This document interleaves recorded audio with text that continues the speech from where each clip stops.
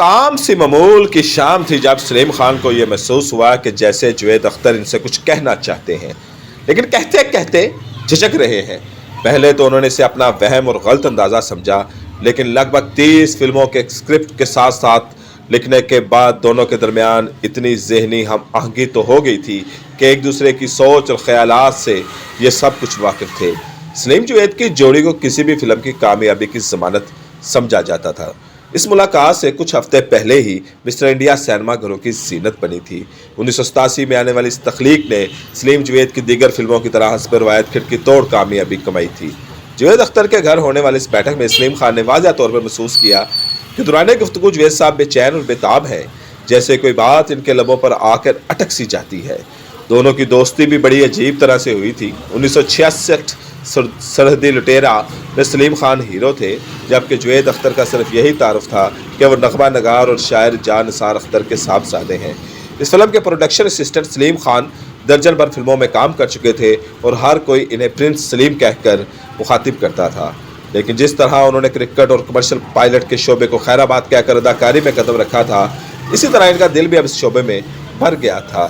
Set پر سلیم خان اور جوید اختر جب تنہا ہوتے تھے تو اپنی خواہشات اور آرزو کا پٹارہ کھول دیتے تھے۔ جوید اختر کا رجحان اسکرپٹ رائٹنگ اور شاعری میں تھا، تو کچھ ایسی ہی خواہش سلیم خان کے دل میں بھی مچل رہی تھی، جنہوں نے سرحدی لٹیرا کی عکس بندی کے دوران ہی فیصلہ کر لیا تھا اب وہ مزید اداکاری نہیں کریں گے۔ جبھی جن فلموں کے انہوں نے معاوضے وصول کیے ہوئے تھے صرف انہی میں کام کرنے کی حامی بھری۔ پھر وہ 14ویں کا چاند کے ہدایت کار اور مشہور رائٹر ابرار الوی کی شاگردی میں آ گئے اور ان سے اسکرپٹ کی باریکیوں میں مہارت حاصل کرنے لگے۔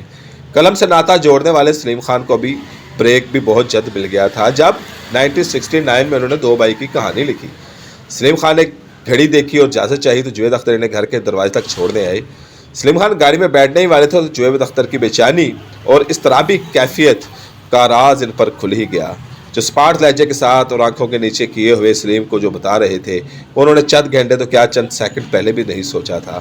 جوید اختر بتا رہے تھے کہ اب وہ ان کے ساتھ مزید کام نہیں کرنا چاہتے، ان کی دلچسپی نغمہ نگاری میں ہے، سلیم چاہے تو ان کے ساتھ آ سکتے ہیں۔ اسکرپٹ رائٹنگ کے برعکس اس شعبے میں جوید سلیم کے نام سے داخل ہونے کا عندیہ دے رہے تھے۔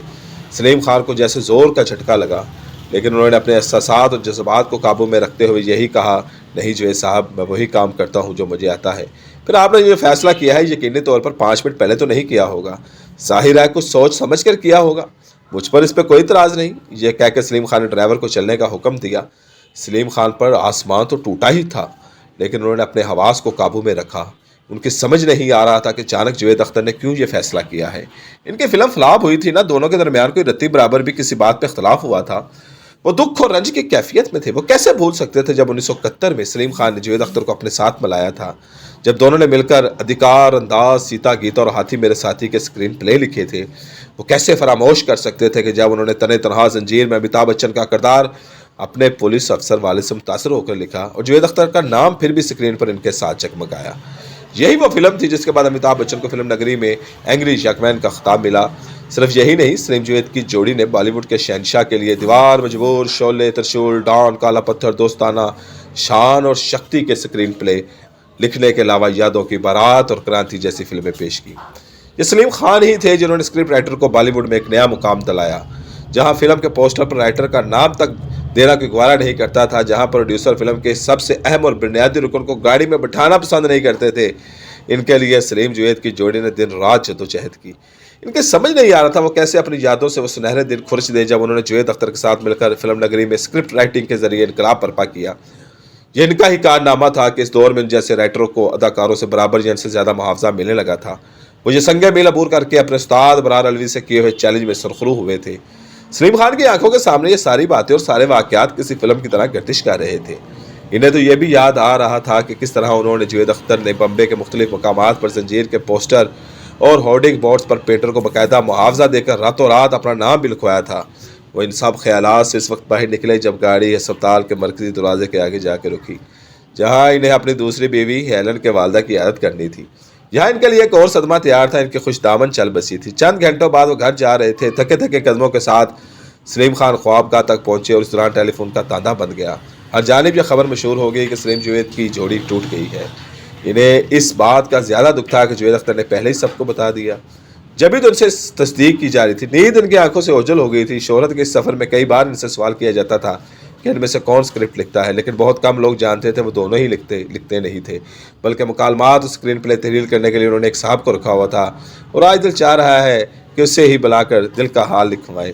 کئی برس فلمی نگری میں گزرنے کے بعد انہیں بخوبی یہ معلوم تھا یہ بڑی بے وفا و بے مروت دنیا ہے، لیکن انہیں اس بات کا اندازہ نہیں تھا کہ ان کا جگری دوست اچانک ایسا فیصلہ سنا دے گا جو ان کے دل کو کرچی کرچی کر جائے گا۔ سلیم خان خاصے دل برداشتہ تھے۔ جب ہی آنے والے چند ہفتوں کے دوران انہوں نے بھارت ہی چھوڑنے کا فیصلہ کیا اور لندن جا کر رہائش اختیار کر لی۔ پھر بھی انہوں نے نام، انگارے، قبضہ اور طوفان کے اسکرین پلے لکھے۔ ان میں صرف نام ہی سپر ہٹ ہوئی، باقی فلمیں بری طرح ناکامی سے دوچار ہوئی۔ 4 سال بعد وہ بھارت لوٹے تو دنیا کی آنکھیں بدل چکی تھی۔ اب انہیں کام لینے کے لیے پروڈکشن ہاؤسز کے چکر پہ چکر لگانا پڑے تھے۔ گھر کا وہ فون جو ہر وقت بجتا رہتا تھا اب دن پر صرف 2-3 بار ہی اپنی موجودگی کا احساس دلاتا تھا۔ 90 کی دہائی میں آنے والی فلم جرم باکس آفس پر ہٹ ہوئی تو کہیں جا کر ایک عرصے بعد سلیم خان نے سکھ کا سانس لیا۔ اس دوران ان کے بیٹے سلمان خان کی فلموں میں آمد ہوئی تو جیسے ان کو نئی پہچان مل گئی۔ بعد میں سلیم خان نے کیلا، مست قلندر، پتھر کے پھول اور مجدار کے بھی اسکرین پہ لکھے، لیکن اب وہ دھیرے دھیرے لکھنے لکھانے سے دور ہوتے گئے۔